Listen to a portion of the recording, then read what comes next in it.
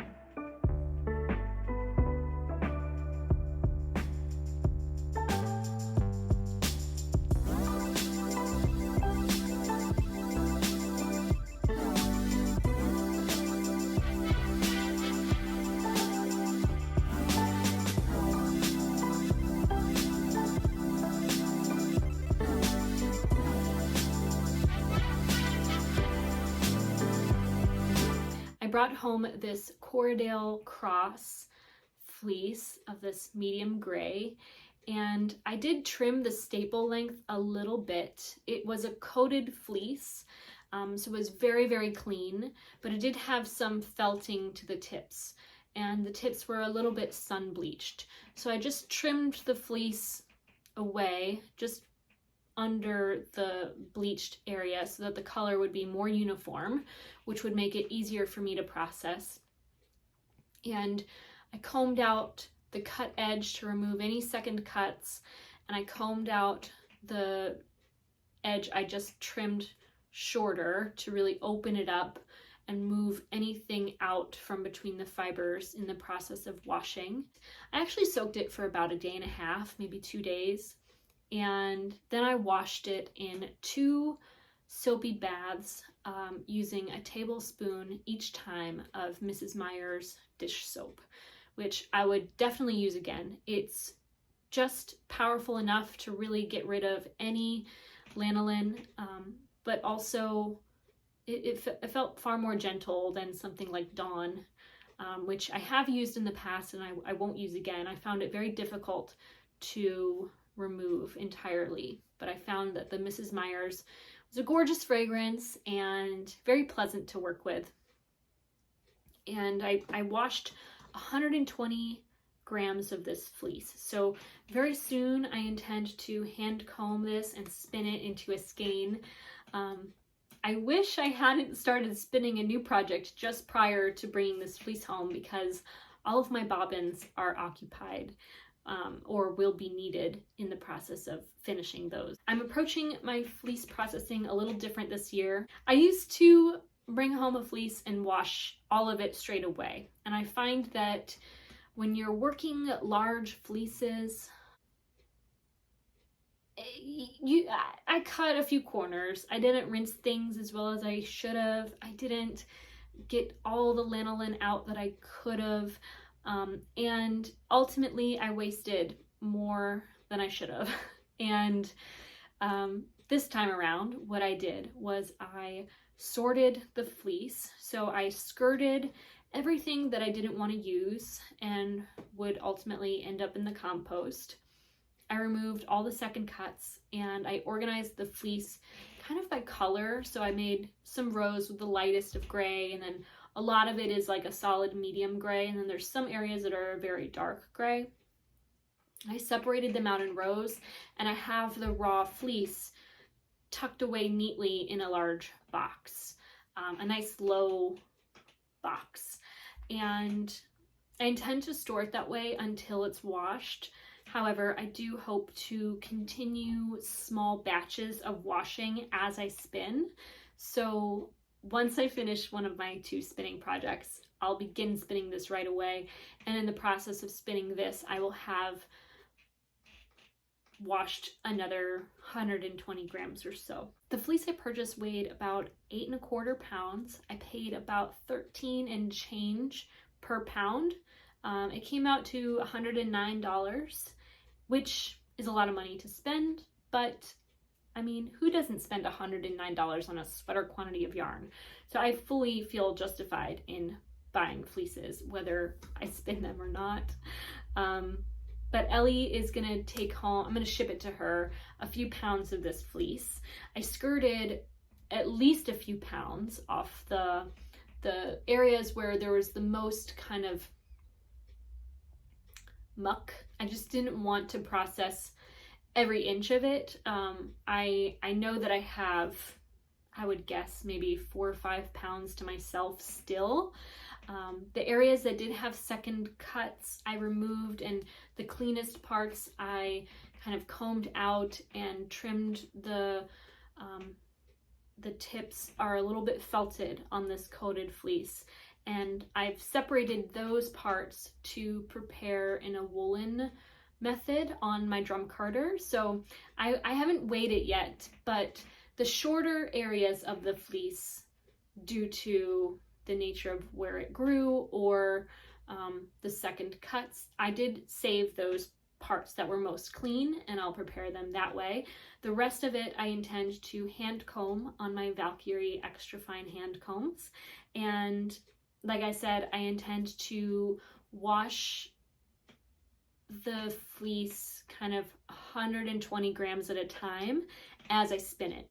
I chose 120 grams so that any amount of waste in the process of combing this will still measure up to be a minimum of 100 grams skein, more or less. So that's that.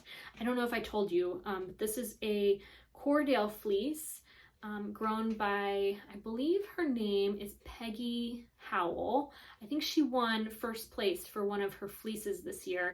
This is actually not even the first fleece of hers that I've bought. I've previously bought many years ago. It was maybe my second or third fleece ever. A different medium Correidale cross fleece. This one, I would say they're both similar, but I didn't know what I was doing quite as much back then in terms of processing. And it's, I think, one of the first fleeces that I kind of mucked up the entire process of scouring, and it just came out a little bit sticky. But this wool feels very clean. I know it's going to be very, very easy to process and spin. I just can tell by the cleanliness of it. As you can see, there's just so much air inside of this fleece. It's not at all kind of dense. The crimp is just a little bit more open than like a merino or a Cormo fleece. I think the Correidale quality of this fleece gives it just a little bit more space between the waves of that crimp, and so it holds like more body. But it's also, and it's known for being like a medium fine wool. This fleece feels fine in that it's very soft. Like there's no parts of it that I feel like, ooh, I don't want that against this or that. I feel like it's very much a next to skin soft fiber. And I feel like medium wool gets a little bit of a bad rap for that, because I think the medium wool that's very often processed by machines for commercial use is not of the finest quality medium to fine wool. It's like that medium wool that's not, you know, the pristine hand spinners type of wool. So I'm excited to have a very clean and lanolin free fleece that's going to be effortless in processing. Another thing too is that sometimes, like this one Cormo fleece I've processed, it was so fine, it pills incredibly. And I'm hopeful that this yarn will be a little bit more sturdy and have just enough resilience that it won't pill when you look at it. Of course, the preparation and the spinning process will determine that, but yeah, I'm just really very much in love with this, and I like that I can maybe over dye it with some of my plants in the garden this year to give more variations of color, but you know, it's not necessary. It kind of stands out on its own. It's a gorgeous, gorgeous gray. It's going to be very enjoyable. So I'm really excited about this. And I was also really excited to meet Ellie from Oregon. She reached out to me in advance of Sheep and Wool, let me know that she would be in town for work, and planned a vacation to visit the festival and then other parts of the Northeast. And it was just so nice to meet someone. It's kind of like on the same level of like love for wool and yarn, and get to talk with them. I didn't know until Saturday exactly how socially awkward I have become. I think that the pandemic has really had an impact on conditioning myself to be social. Like I don't interact much with people at this point now. As much time and attention I put into creating content here, all of it is done alone in my house. And though I fully am aware and understand that I'm talking to you, you're not here with me. And so I'm not practiced at interacting in real time with real people. And I felt a little embarrassed that I didn't think in the moment to spend more time or have deeper conversations And that opportunity is now gone, and I feel a little like I lost something, you know, like I didn't do better or try harder. But I think that's just, you know, that's just a mess and not even worth ruminating on. But it was really nice to meet her. She gave me these 2 gorgeous skeins of Shetland wool. And she obviously listens to what I say because I love Shetland wool. And these were just some of the most beautiful gifts I've ever received. This skein here is from 2 sheep named Violet and Indigo. It is 200 yards and 2 ounces of fiber or yarn. And this one is from a fleece named Clara. And I'm just like, my face is hurting. I'm just smiling so deep in my cheeks. And I'm just so grateful. Like, this was really so touching, and it was so nice to meet her and spend a little bit of time together. Like I said, I wish I were better at interacting with people and knowing what to say and how to engage, and I'm a little too hard on myself. But I feel like a half new friend, you know what I mean? So there was that. And then I met another person who is a stranger to me in this moment, who took the time to speak with me in, I think it was the main hall. And she had said something that really struck me. She said, "I love how you don't take shit from anyone." I thought that was really funny because I've created a lot of content on this channel, and I've talked a lot for, I mean, hours and hours and hours, and you never know what sticks with someone. And I like to think I'm somewhat self-aware, but I'm not fully aware of what impression I leave on people. And I guess I'm a little fierce. I'm not so sure. I think I get it from my mother. She is an intensely fierce woman. And it is her birthday on Sunday, so this video will premiere on my mother's birthday, and I just want to say, if you're watching, happy birthday, Mom. I doubt she will be, but in the event she is, I'd love her to know that I see her there. I don't know what I was just talking about, but it was really nice to chat with her too, and I wish in that moment I took the time to get to know her better, because I just get so overwhelmed by like the things happening around me and all of the people that I like lose track of conversation. Like, it's not like I'm panicking or I'm uncomfortable. It's just like I don't even know what to say. I don't even know what to do.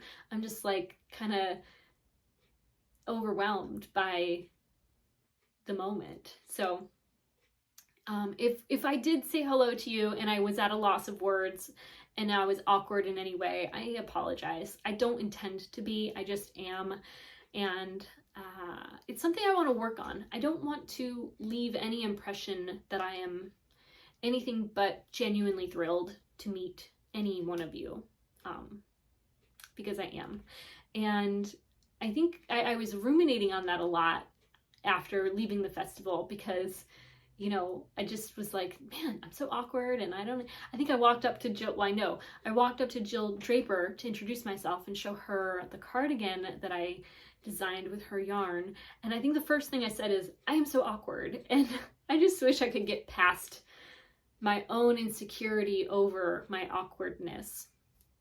But, you know, immediately after leaving Maryland Sheep and Wool, Brian and I, we go to a restaurant called Isabella's in Frederick, Maryland. Every time we're in the area, it's our favorite restaurant. We were quite hungry. It was like 2 or 3 o'clock at that point, I think. But before we did, we stopped into the Magpie Fiber Market, or whatever the flagship store is called. And I kind of carried over that feeling of awkwardness there, because you know, there's people there that you know from Instagram, and you want to think you know them, but you don't, and you don't know what to say, and you don't know how to interact, and so you don't, and then I leave thinking, I wonder if they thought I didn't want to interact. Like, I don't know, I just way overthought it.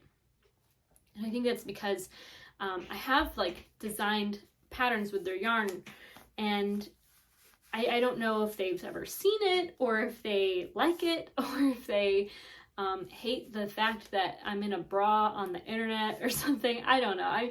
You know how your thoughts can just get away from you and they're not at all based in any reality at all. That's kind of where I was by the time I left that store.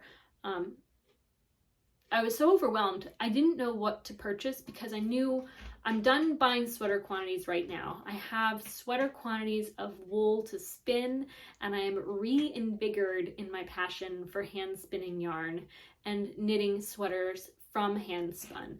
So I had no passion of buying a sweater quantity, but I did want to buy something. I did want to support the new shop. I think that Magpie has many wonderful products and, you know, employ many wonderful people, and I want to support that brand in that opening store. So I literally purchased the yarn I've already owned and already designed with and already wear on a near daily basis. I'm kind of like, in a way, I'm a little bit like a Doug Funny. I really just find something I like and that's all that I want to wear. And I just really like to wear knit bras. I don't need variety there.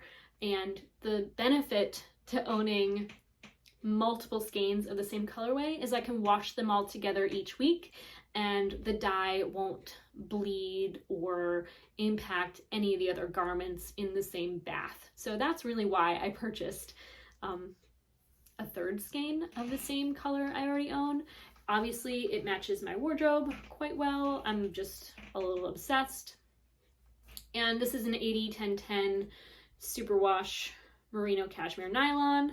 I don't often buy superwash wool, but when I do, it's an 80-10-10, and I really like working with DK weight yarn, which this is.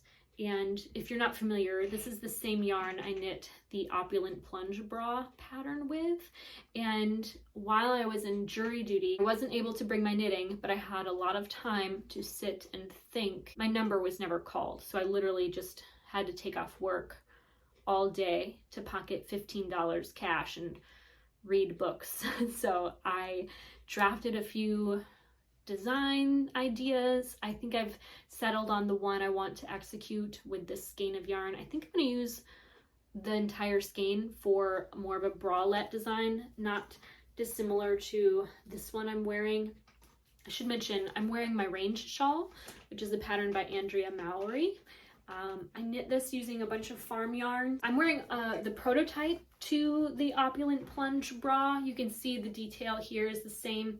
I wanted it to fit more like the Opulent Plunge Bra fits, but it came out a little bit different because of the way I executed the cup sort of design. So I don't know, I like it enough to wear it, but I don't want to write a pattern to something I'm not obsessed with. So this is the only version that exists. And the stitch count is like different on the sides. The pattern doesn't repeat here, but I very much like it. I don't at all hate it. I'm gonna design a similar pattern, but more simple.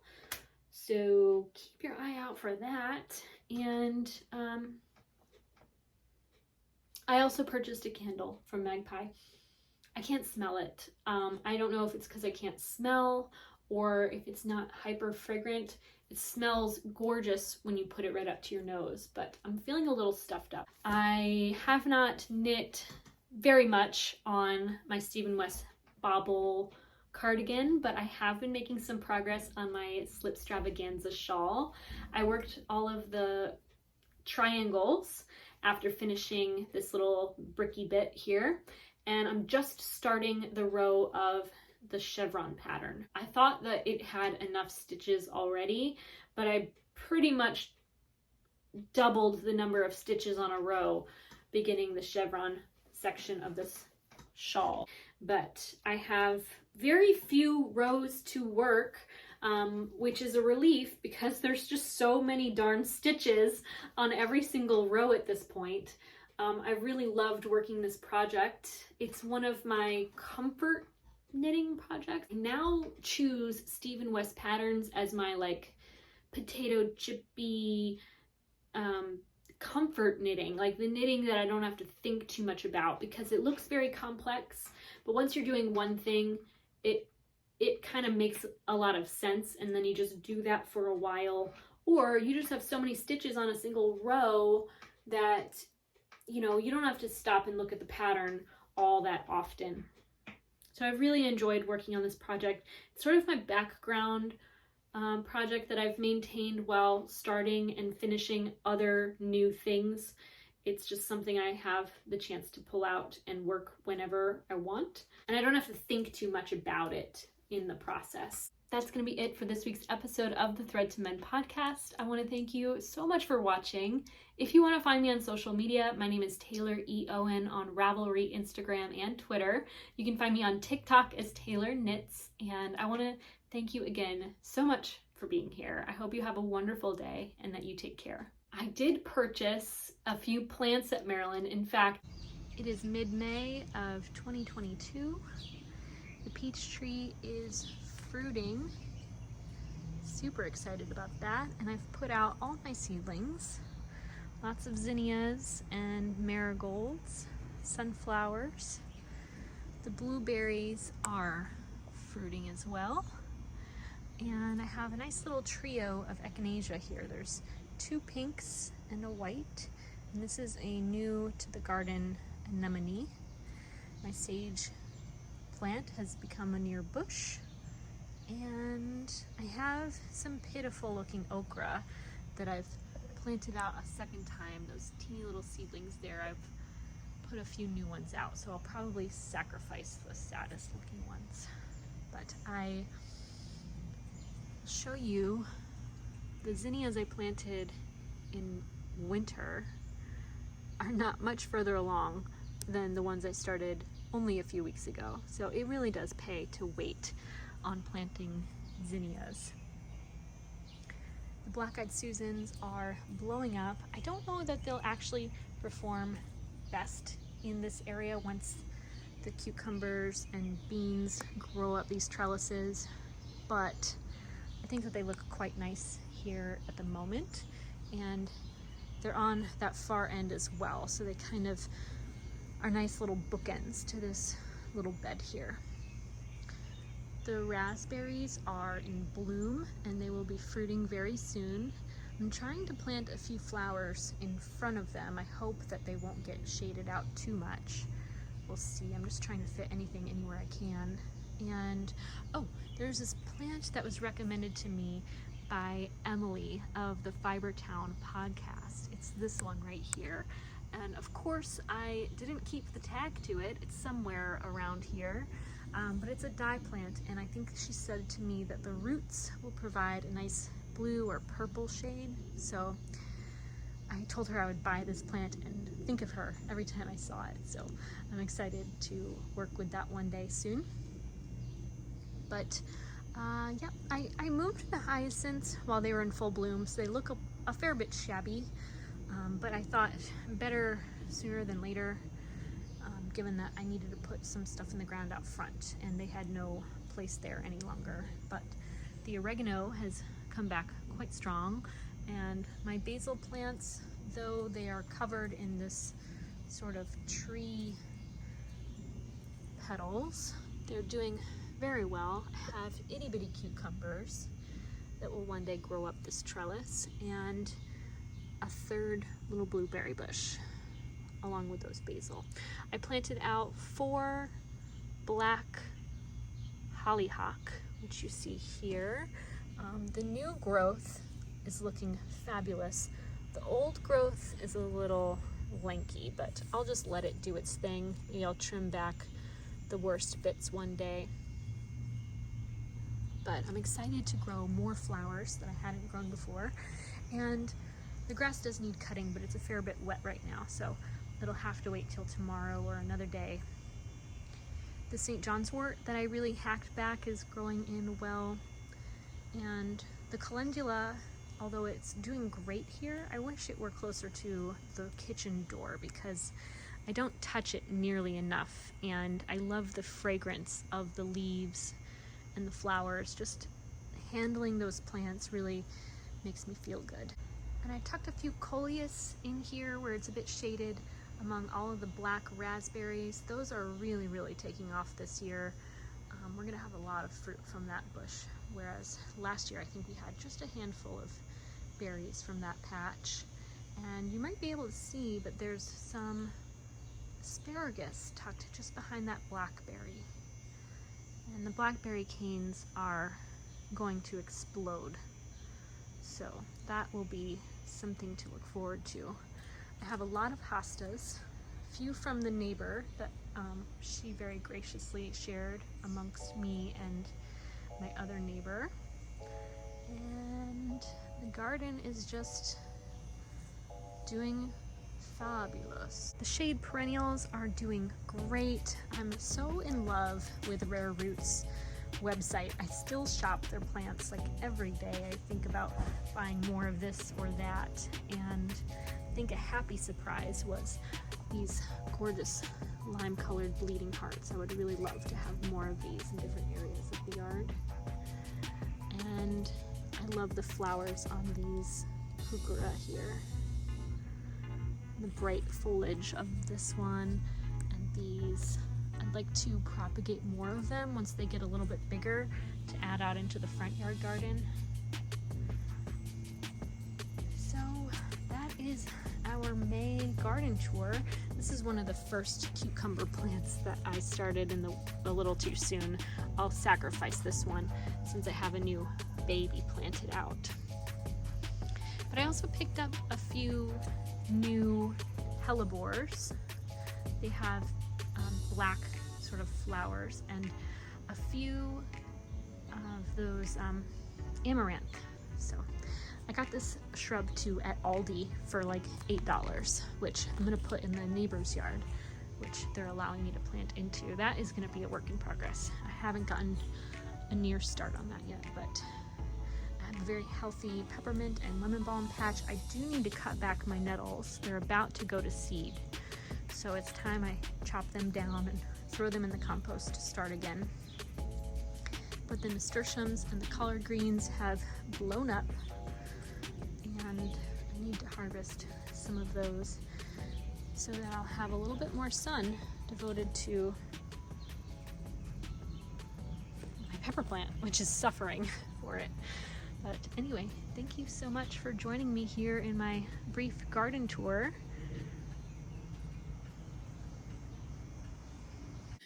My dog stepped on a bee. This fleece is still sticky. My cat is very clingy. I've got to get up to pee.